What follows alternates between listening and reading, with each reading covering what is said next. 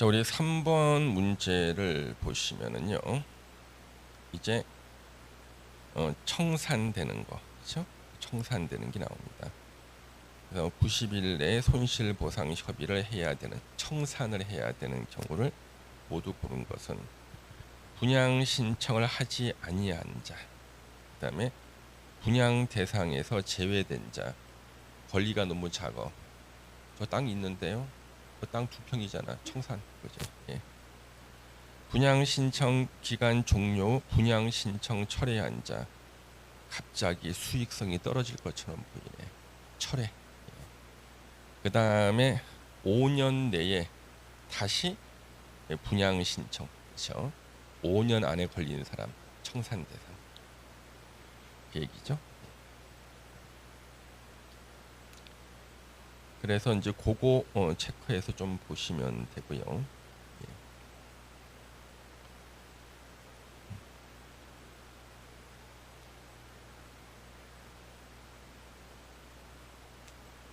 그 다음에 그러면 거기 이 3번 문제죠. 예, 좋고. 근데 아까 여기 디귿번에 종료 전이죠. 종료 후에 분양 신청을 철회한 자. 그죠? 이렇게까지 치사하기는 안 나옵니다만은 예. 왜냐하면 종료되고 나면 그때 못 바꾸니까 종료 전 그거 하나가 문제가 있죠. 조수의 탈을 쓰고 그렇게 지저분하게 문제 안 됩니다. 예. 문제 냈다고 남들 박수 치는 게 아니라 손가락질 받거든. 예. 자, 4번 관리처분 계획에 포함되는, 우리 관리처분 계획 내용 다 외워주셔야 돼. 왜냐하면 관리처분 계획 내용은 그 내용 자체도 시험에 냅니다만은 다른 계획, 정비 기본 계획에서 틀린 지문으로 쓰거나 정비 계획에서 틀린 지문으로 쓰거나 그래요. 그래서 관리처분 계획 내용을 외워놓으면 이것은 여러 문제에서 맞출 수가 있어요. 틀린 거 찾기. 2번 뻔하지. 재건축 정비 사업비 추산액에는 뭐가 들어가는가? 재건축 사업일 때는 재건축 부담금에 관한 사항을 포함합니다. 그래서 추산액에 정비 사업비에 재건축 부담금은 추가해서 계산해요. 문제 뻔해요. 이거 가로에 집어넣습니다. 그래서 너네들이 재건축을 하게 되면 그 앞에 도로가 좁아져 가지고 차량 통행이 힘들어진다. 그러면 너네들이 도로 확장에 필요한 돈을 너네들 내야 돼. 재건축 부담금이지. 사업비에 포함시킵니다. 그에 따른 조합원 분담 규모 및 분담 시기. 조합원이 3조 원 분담. 일반 분양에서 5천억 조달. 분담 시기. 계약을 체결할 때 분담금 중에 20%, 10%씩 6번의 중도금, 입주할 때 20% 이런 식으로 분담 시기를 정해요. 1번 분양 대상자별 분양 예정인 대지나 건축물의 추산액 한 5조 원. 3번 종전 토지 철거하는 걸 말해요. 또는 건축물에 관한 소유권 외의 권리 명세, 어떤 뭐 지상 같은 것도 있을 수 있고, 세입자별 손실 보상을 위한 권리 명세 평가에, 그래서 세입자들한테 보상해 주는 거죠. 그냥 분양 대상자별 종 토지 건축물의 명세, 철거되는 건물의 명세가 지번이야. 건지수하고 그 다음에 사업 시행 계획 인가 고시에 있은다는 기준한 가격, 감정 평가 금액. 자, 5번 문제. 관리 처분 계획을 변경하고자 할 때 시장, 군수 등에게 신고해야 하는 경우가 아닌 것은, 자, 우리 변경은 원칙으로 돌아가서 관리 처분 계획 인가 받은 거 변경할 때는 다시 인가를 받아야 되지만 경미한 사항 변경은 신고만 하면 되죠. 경미한 사항 변경이 아닌 걸 찾으라는 거예요. 4번이 전통적인 시험 문제죠. 계산착오나 오기 누락 등에 따른 조서의 단순 정정인데 단 가로하고 불이익을 받는 자가 없을 때. 그래서 이런 경우가 있다니까요. 이게 몇 호란 얘기야?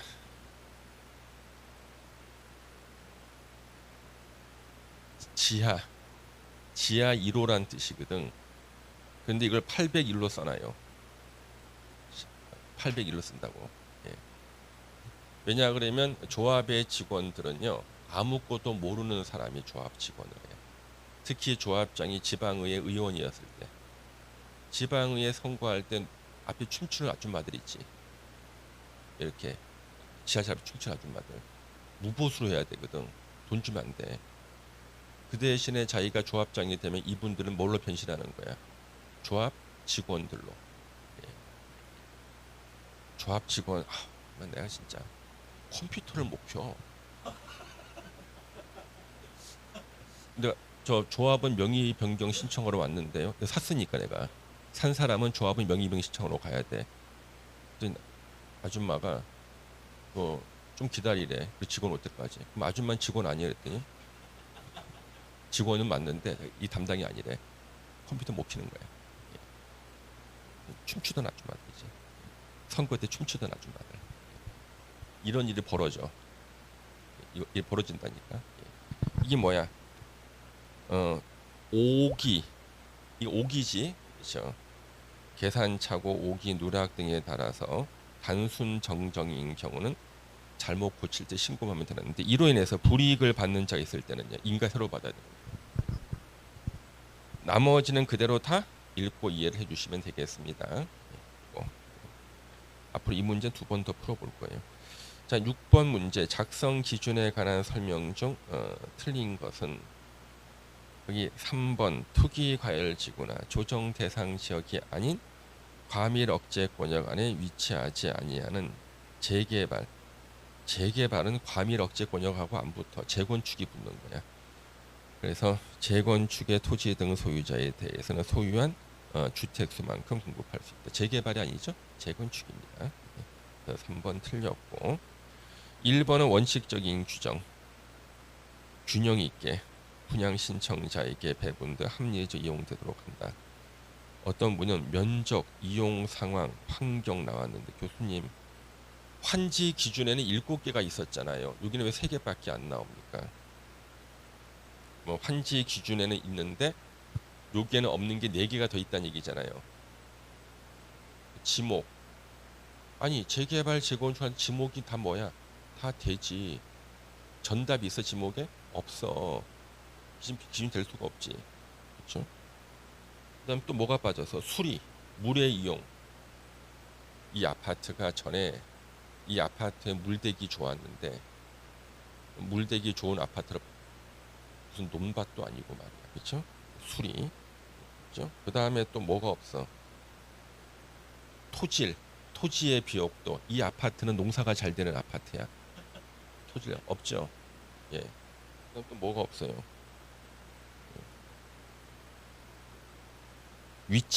위치가 없죠.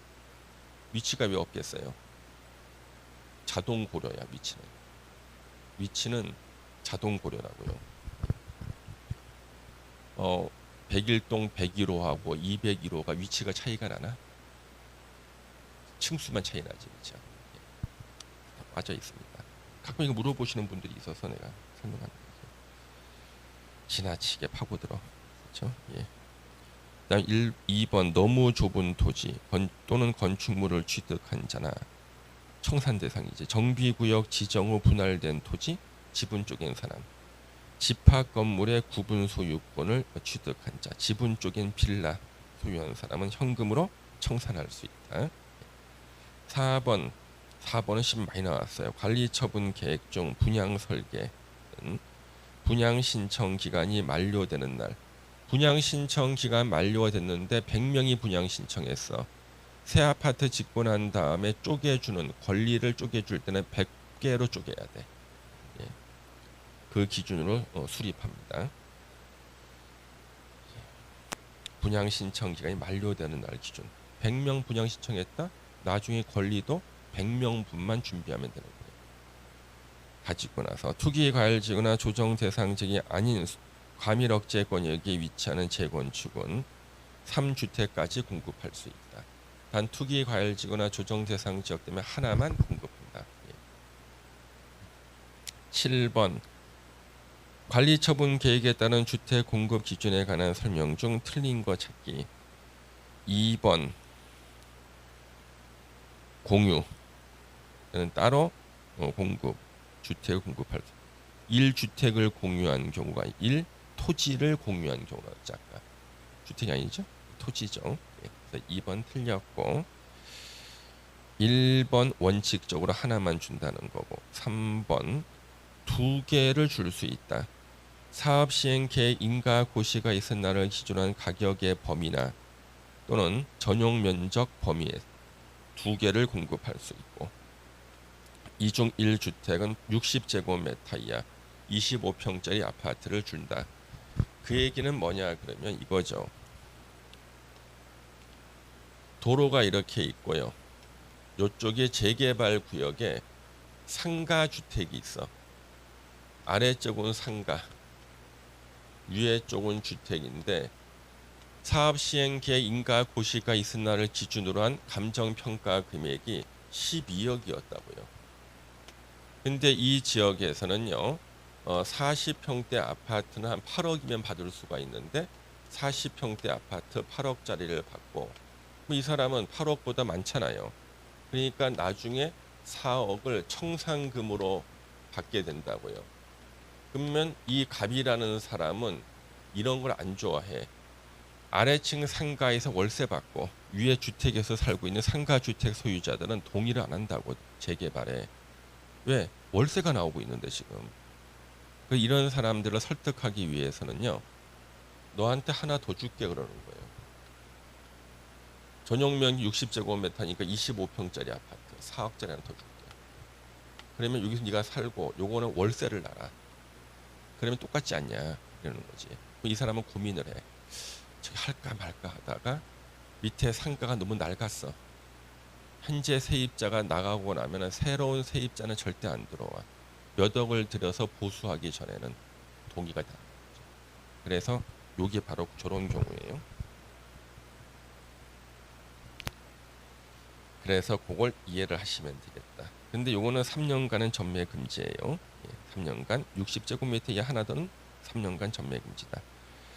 4번 국가지자체, 토지주택공사 등에 해당하는 토지 등 소유자에게는 소유한 주택수만큼 공급할 수 있다. 이 조문을 만들기 노력을 많이 했습니다. 지네들은 가진 개수만큼 새 아파트로 분양받을 수 있다 그런 뜻입니다. 5번 사업 시행자는 분양 신청 받은 후 자녀분이 있다. 1600세대를 짓는데 조합원한테 1400세대 200개 남잖아요. 조합원이 아닌 사람한테 분양하죠. 일반 분양이라 그러고 일반 분양에는 주택법이 적용이 돼. 주택 청약 순위에 따라서. 예. 정관 또는 사업 시행 계획이 정하는 목적 위해서 보류지, 예비 물건, 청산 당한 사람들이 소송을 해서 이기면은 이 보류지를 갖다가 분양해 주는 거예요. 그래서 보류지라는 말이 두 개 법에서 나오지. 보류지는 도시개발법의 환지 방식에서는 환지로 정하지 않은 땅을 다 보류지라 그래. 그래서 도시개발법을 환지 방식으로 해서 100만 평의 토지를 조성했는데 개인한테 환지해 주는 땅으로 70만 평을 지정했어. 남는 30만 평이 보류지. 환지로 정하지 않은 땅 보류지. 30만 평 중에 한 10만 평을 채비지로 지정해서 사업 비용에 충당합니다. 그런데 정비법에서 보류지는 예비 물건을 말하고 건물까지 포함한 개념이야. 그래서 예비 물건 그러면 보류지는요 실무적으로 조합원 분양가의 평균 분양가에 해당되는 동호수를 보류지로 정해. 그래서 만약에 재개발로 또는 재건축으로 아파트를 지을 때 15층을 짓는다. 그러면 보통 조합원 평균 분양가가 7층이에요. 그래서 101동, 701호, 702호 보류지 딱 써놔. 그러면 아까 청산 당하신 분들 있잖아요. 청원 소송을 제기해 조합장 상대로. 이 사람이 승소하잖아요. 이 사람한테는 보류지를 분양해 주는 거예요. 702호. 그래서 보통 아파트 입주했을 때 7층이 많이 비어 있어. 그래서 다 입주했는데 왜 7층은 비어 있지? 701호도 비어 있고 702호도 비어 있고. 그래서 나중에 입주하고 난 다음에 이렇게 보면은 7층 라인은 불이 다 꺼져 있거든. 이렇게. 그러다 갑자기 7층 라인에 불이 켜지기 시작해. 봤더니 재판은 한 1년, 2년은 최소한 걸리거든. 그러면 이 보류지가 만약에 한 30개였다. 그러면 이것을 비워두면은요, 이거는 잘못하면은 배임죄가 될 수가 있어. 이걸 임대를 해야지. 재판이 2년, 3년 끌 수도 있으니까. 그럼 이걸 월세를 놓는다고요. 그러면 보류지가 30개면은요, 30명의 세입자를 들여서 월세를 놓는 게 좋을까? 법인한테 통으로 30개를 한꺼번에 임대를 하는 게 좋을까? 법인. 그래서 보통 이 법인은 30개를 갖다가 어, 소화할 수 있는 법인 엔터테인먼트 회사에다가 임대를 합니다. 새로 지은 아파트 엔터테인먼트 회사에. 그러면 소속 연예인들한테 여기에서 살게끔 해줘. 예.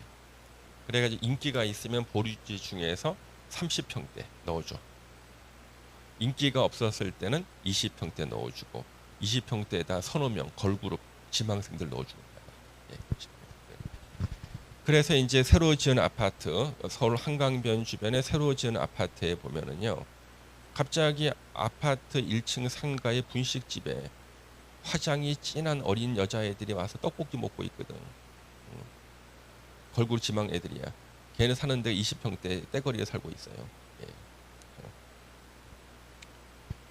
제가 재개발된 아파트 입주하고 났는데 내가 801호였거든.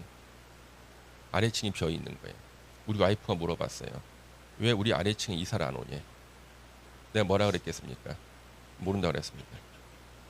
그러다가 한두 달 지나고 나니까 이사가 왔는데 연예인이 이사를 왔어.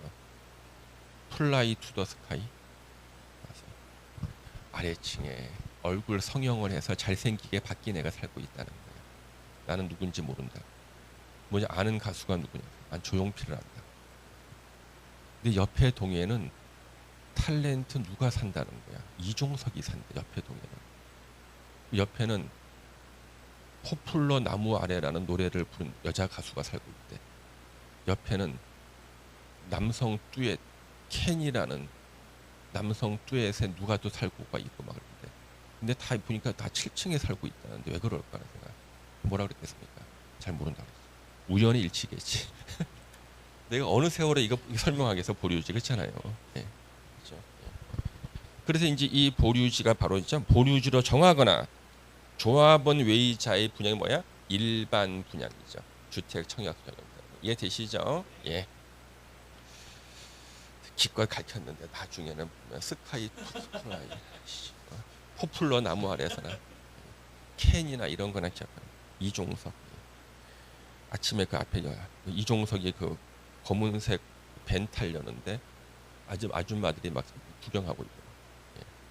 그 다음에 이제 옆에 동에는 알렉스라고 있어요. 남자애가 알렉스. 우리 와이프 성이 알씨가 어디 있냐?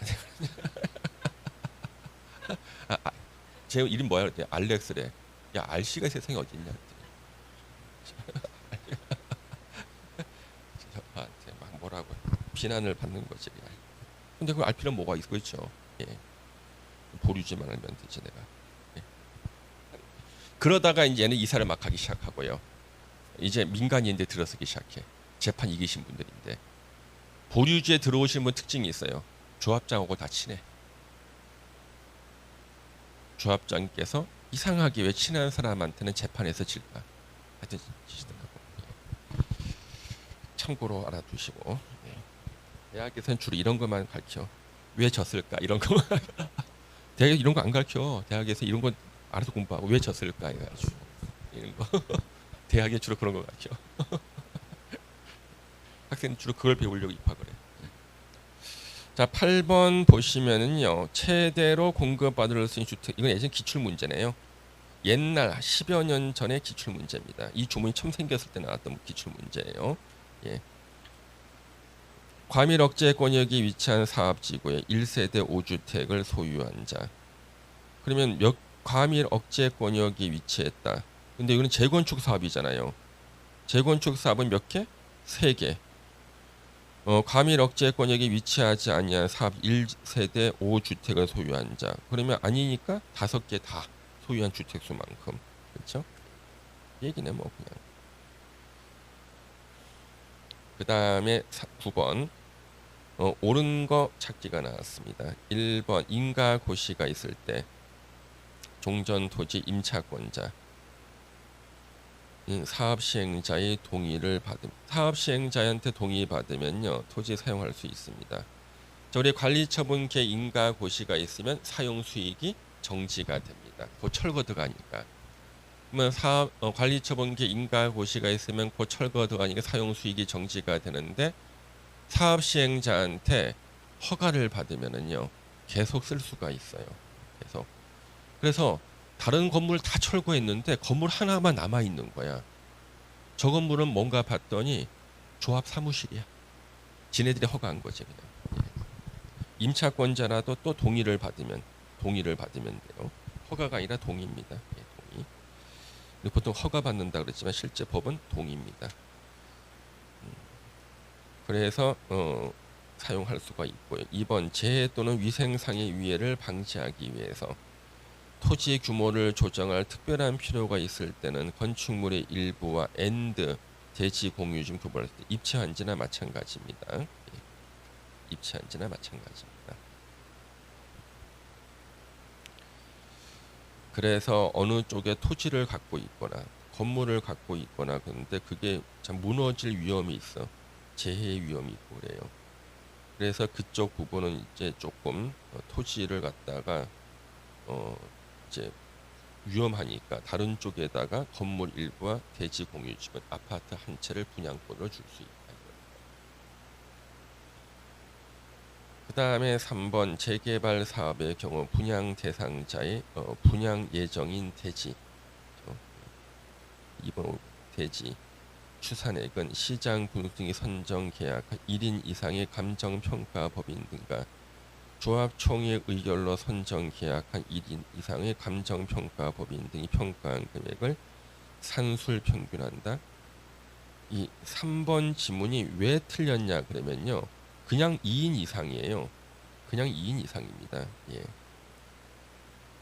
그래서 이거는 이제 재건축 사업일 우리 재개발은 그냥 2인 이상이고 예. 재개발 주거환경 개선 사업은 그냥 2인 이상이고 재건축은 각각 1인이거든요. 여기 지금 재개발이라 되어 있잖아요. 그러면 2인 이상이에요. 재개발과 주거환경 개선 사업은 2인 이상. 그러니까 재건축이라고 바꾸면은 이 말이 맞아요. 그런데 지금 이 3번 지문은 시험에 나온 적이 없고 우리 시험에는 계속 재개발만 나왔어요. 계속은 아니야. 2번 나왔어. 2인 이상. 예. 그때 2인 이상으로 나온 게 또 아니야. 틀린 걸 찾기인데 4명이 있어. 감정평가사 4명이 감정평가하는 거. OX. 5지 2인 이상이잖아. 그게 2003년도에 나왔어. 2003. 그 횟수도 기억하고 있는 나는 또 뭐지? 4명이나 4명으로. 예. 그다음 재개발 사업의 관리 처분 계획은 아까 지난번에 설명드린 게 있어요. 지상권자는 조합원은 되지만 분양받을 자격은 없다 그랬죠. 그래서 재개발 사업의 관리 처분은 정비구역 안의 지상권자에 대한 분양은 제외. 그래서 이 지상권자 조합원은 될 수 있다. 물론 조합원 된 적은 내 25년간 본 적이 없고 그렇지만 조합원이 된다 그래도 지상권자는 분양을 못 받아. 분양 대상에서 제외예요. 4번 지문 시험에 한번 나온 적이 있었어요. 5번 재건축 사업의 경우 법령상 관리 처분 기준은 조합이 조합원 전원 동의를 받아. 자, 5번 지문도 시험에 한번 나왔어요. 재건축 사업의 가장 큰 특징. 조합원 전원의 동의가 있으면 따로 정할 수가 있어요. 조합원 전원의 동의가 있으면 따로 정할 수가 있습니다. 현재 구성역에 용인시 구성역 주변에 낡은 아파트 재건축을 해야 되는 대림 아파트가 있고요. 그는 각 동별로 재건축이 가능한데 거기에 내 친구와 그 처갓집 친척들 다 합치면은 절반이 넘어 아파트 한 동에. 그래서 몇 사람만 더 동의하면은요 따로 정할 수 있다. 자 10번 관리처분계 인가 고시 효과에 관한 설명 중 옳은 거 찾기가 나왔습니다. 옳은 거 찾기. 1번 사업 시행자는 기존의 건축물을 철거한 후 관리처분계. 자 철거했는데 인가 못 받으면 어떡해? 그렇죠? 관리처분계 인가 후에 철거하는 게 원칙입니다. 그렇죠? 관리처분계 인가 고시 후 철거하는 게 원칙인데 예외는 있어요. 예외. 폐해 공가나 위험이 할 때는요. 시장 군수 등의 허가를 얻어서 관리처분계 인가 전이라도 철거할 수 있는 예외는 있어요. 원칙은 인가 고시 후 철거. 예외 있음. 예. 그래서 1번 틀렸고요. 2번이 바로 그 예외죠. 폐해 공가. 폐가나 비어 있는 집. 폐가 또는 비어 있는 집을 공가라 그래요. 폐공가 밀집으로 우범지대와 우려가 있을 때는 기존 건축물의 소유자의 동의와 플러스 시장 군수 등의 허가 얻어서 해당 건축물 철거할 수 있다. 2번이 옳은 거고요. 2번은 시험에 한번 나왔어요. 3번 대지 건축물을 분양받을 자에게 소유권을 이전하는 경우 종전의 토지 건축물에 설정된 지상권 등등은 새롭게 분양받은 그 대지 건축물에 새로이 설정된다. 이때 아주 치사한 문제를 만들어서 중개사는 안 나왔지만 다른 시험에 낸 교수님이 계셨어요. 지상권 다음에 지역권을 슬쩍 집어넣었어. 지역권은 이전하지 않잖아. 종전투 전속하자 그렇죠. 치사. 그렇죠? 중개사는 그런 거 못 냅니다. 욕 먹어요. 4번 관리처분계 인가 고시가 있을 때 종전의 토지 건축물의 소유자 등등 소유권 이전의 고시가 있은 날에 다음 날까지 사용 수익을 금지. 근데 다음 날이 넣으면 돼요? 안 돼. 여기서는 이전의 고시가 있는 날까지야. 다음 날 넣으면 안 돼. 그쯤 틀린 거예요. 5번 주거환경 관리사업. 주거환경 관리사업 없어졌다고 그랬습니다. 주거환경 관리 사업이 뒷정리하는 사업이 주거환경 개선 사업으로 통합됐어요. 그래서 5번은 무조건 틀립니다. 주거환경 관리 사업은 관리 처분 이런 거 어디 있어? 그냥 수리해 주는 건데 아예 이 말은 말도 안 되죠. 자 11번 옳은 거 찾기. 11번 1번 지문 조합이 재개발 사업 시행으로 건설된 임대주택의 인수 요청할 때 시도지사 시군구청장이 우선해서 인수해야 된다. 1번 시험에 나왔었습니다. 옳은 거고요. 그러면 우리가요 재개발 사업할 때 임대주택을 지으라 그러거든요. 그러면 임대주택을 시도지사나 여기 지자체장인 시군구청장이 우선 인수를 해야 돼요. 이때 시도지사와 시군구청장이 우선 인수할 때 임대주택을 많이 지으면 왜 손실이냐 그러면요. 실무에서는 땅값을 안 줘요. 지네들이 계산한 건축비로 따라져서 건축비만 주고 인수한다고요. 무슨 말 아시겠어요? 그래서 임대주택을 인수할 때 돈을 주고 인수를 하긴 해. 근데 지네들이 산정한 건축비로 따져서 인수하고 땅값은 안 준다고. 임대 아파트를 많이 지을수록 손실이죠. 그렇죠? 손실. 1번이 옳은 거고요. 연장 20일 범위의 산차례 나와서 같은 세 속하자 3명이 1토지를 공유했다. 그러면 공유는 무조건 하나 1주택 공급. 사업 시행자는 정비사 시행 건설된 건축 인가받은 관리처분기에 따라 토지 등 소유자에게 공급할 수 있죠. 지분형 주택 규모는 주거 전용 면적 60제곱미터인 주택을 한정한다. 5번 시험에 나왔었고요. 5번이 정답으로 나온 문제가 기출 문제가 있고요. 이거는 그때가 시험 보기 그때가 이게 2년 전인가 2년 전에 나왔어요. 예, 2년 전에 시험 보기 전에 9월 달이었어. 9월 달에 갑자기 이 출제하시는 교수님들이 모이는 모임이 있었어. 9월 달이니까 내가 수업 시간을 바꿔서 가기도 뭐 했는데 학생들이 갔다 오라는 거야. 갔다 오라 그래서 내가 아니 시험도 얼마 안 남았는데 요일을 갖다가 다 바꾸기 뭐 하다 그랬대. 갔다 오라는 거야. 갔는데 거기서 문제지를 얻었어. 다른 시험에 냈던 문제지. 그 주관식 문제였어요. 주관식 문제가 뭐가 돼 있었냐 그러면 가로 해놓고 뭐뭐의 규모는 주거 전용 면적 60제곱미터 이하인 주택으로 한정한다였어. 그 가로가 지분형 주택이었거든요. 그래서 지분형 주택 60제곱미터 이하 25평까지만 지분형. 그럼 이 지분형 주택이 뭐냐 그러면요. 이걸 들어본 적이 아무도 없어서 사람이 당시에. 근데 정비법에는 있긴 있어 구석에. 지분형 주택은 뭐냐 그러면은 자 이런 거예요. 갑이라는 사람이 세입자고요. 이 세입자가요 아파트를 분양받아서 이렇게 살고 싶어 그 지역에.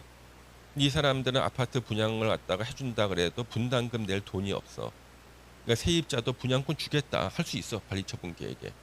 근데 돈이 없는 거야. 그랬더니 호련히 등장하는 사람이 있어요. LH공사.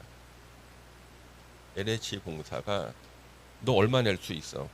저 한 10% 낼 수 있는데요. 그럼 내가 90% 내고 네가 살아. 지분형 주택으로. 넌 지분권자로 살아. 그리고 계속 갚아 나가 그러는 거야. 장기간 갚아 나가라는 거야. 이게 지분형 주택이야. 그래서 세입자들이 그 지역에 살던 세입자들이 거기서 살고 싶은데 못 살게 하는 것을 방지하는 방법으로 어떻게 할 것이냐. 그 사람이 낼 수 있는 돈을 내고 그 아파트의 지분을 취득하고 나머지 부족한 돈은 다 누가 대신 내줘? LH가 대신 내주고 그 LH가 지분을 갖고 있는데 살기는 누가 살아? 세입자가 사는 거지. 그래서 갚아 나가라는 거야 장기간에. 그러면 대출 받은 거랑 마찬가지잖아요, 그렇죠? 이게 지분형 단 지분형 주택은 60제곱미터 이하만 가는 25평짜리 아파트만 30평대는 안 돼. 85는 안 되는 거지. 예. 그래서 이게 그때 처음 도입이 되고 나서 한 번도 시험 안 나왔는데 이걸 낸 거예요. 그래서 내가 그래서 뭐 졸고 있는 누님들 나오길래 지분형 주택 개념을 설명드리고 이거는 30평이 아니라 25평짜리만 가능하다 하고 시험장에 갔는데 옳은 거 찾기에서 60제곱미터 딱 그 하나 나와서 맞춘 거지. 그랬던 기억이 납니다.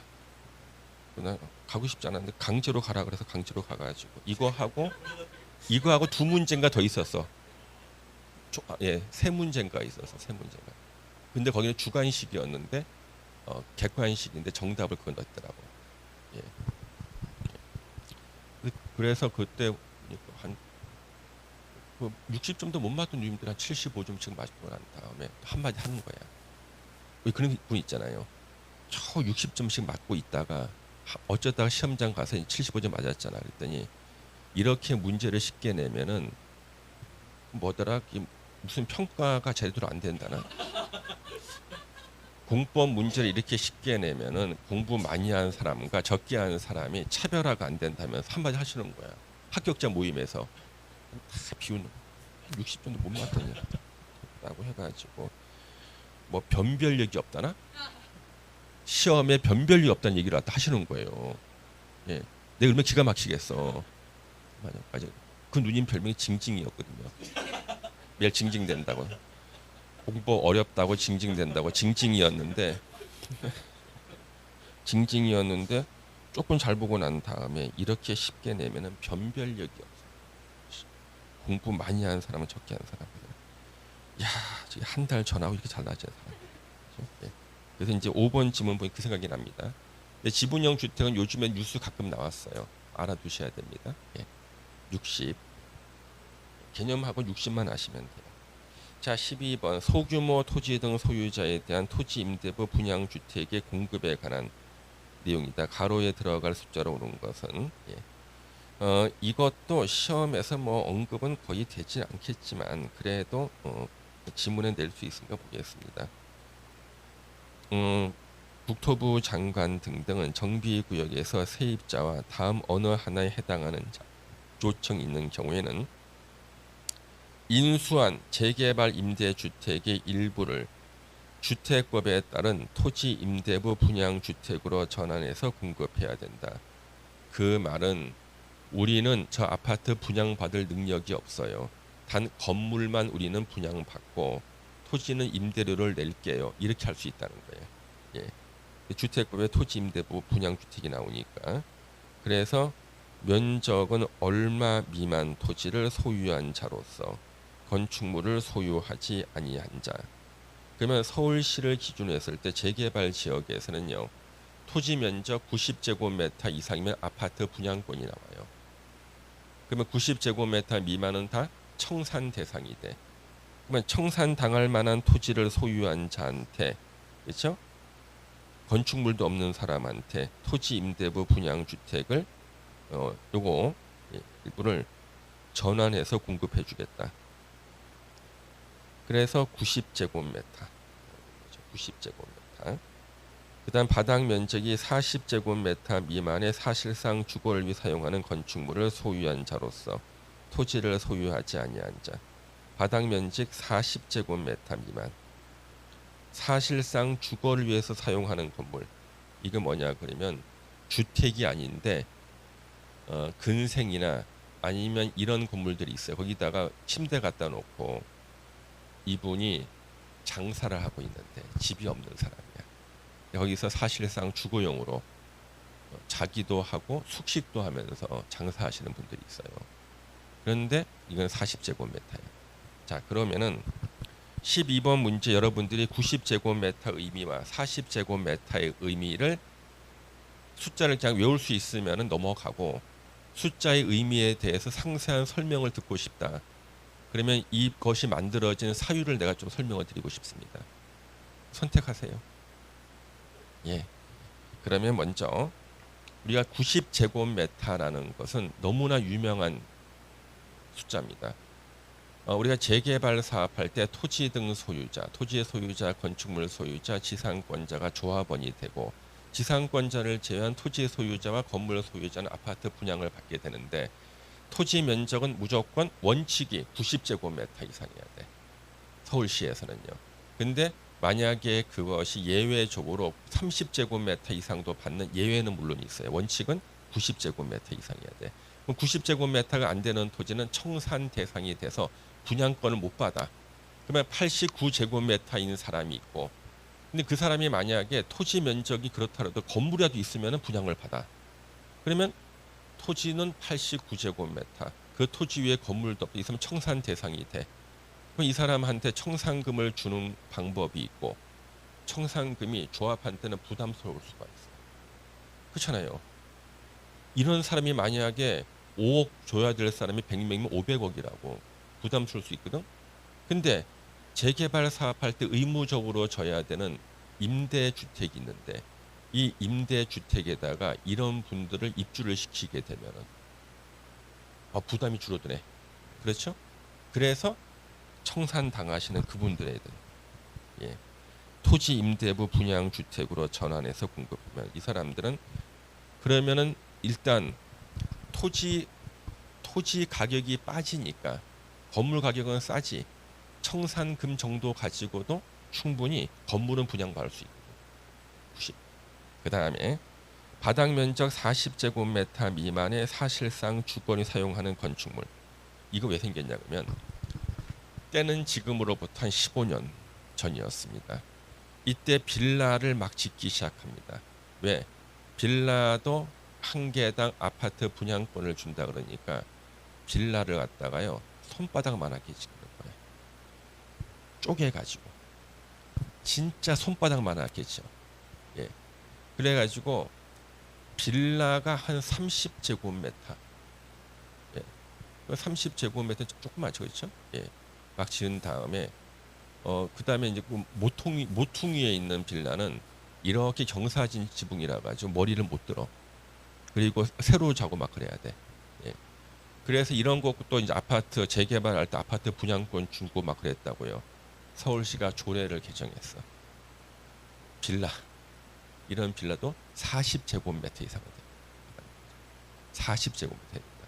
그때 처음으로 역사상 40제곱미터라는 단위가 등장했어. 네. 그런데 이제는 그러면 빌라를 새로 지어서 40제곱 이상이 돼야 된다. 그런데 봤더니 낡은 상가 같은 건데 또는 무허가 건물도 있어. 이런 것들도 사실상 주거용으로 쓰면 서울에서 분양권을 줬어. 근데 사실상 주거용으로 쓴다 그러니까 한 80제곱미터짜리 75를 둘로 짜게해서 32로 막 만드는 거야. 사실상 주거용으로.